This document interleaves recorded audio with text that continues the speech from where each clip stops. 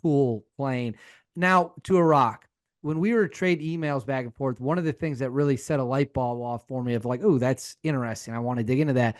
Was you had said that you were staged in Turkey, I believe, getting Yep. ready for the invasion. And then the Turks were like, never mind, you can't fly out here. I cannot wait to hear about this. Yeah, so we were sitting there. The military was ginning up.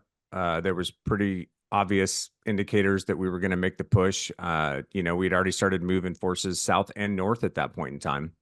And I don't remember exactly what the time frame is. I want to say it was in November of December before the war actually kicked off, but the Turkish parliament spent like a week deliberating whether or not they were going to let us fly out of Turkey for the war in Iraq.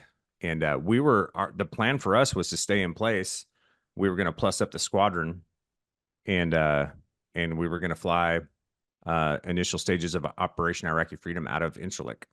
Um, and at the end of that week, the Turks turned it off, and DoD moved everything to the south. And one of our sister squadrons at Shah ended up deploying to, I think, Saudi, and flew in the war, and we ended up flying home. Now, why do you think? I mean, they're a NATO ally. They're supposed to be on the same side as we are. They're supposed to be helping us, and we seem to Yeah, have issues with the Turks I know. on a shockingly consistent basis. Consistent basis. Why do you think that is, and why specifically in that time do you think that they were like, you can't use our I don't know, man. runways? Just geopolitics of the time, relationships with Syria, um, their own internal issues going on with, maybe terrorism and different factions in their own country. I'm guessing is what led to that.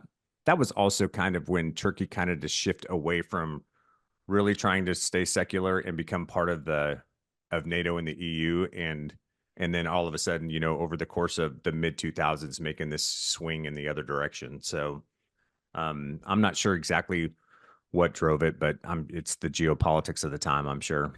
Yeah, I mean now Erdogan's. It just seems like we constantly have issues with the Turks. We But do. let's fast forward, or not fast forward, but before when you think you're going,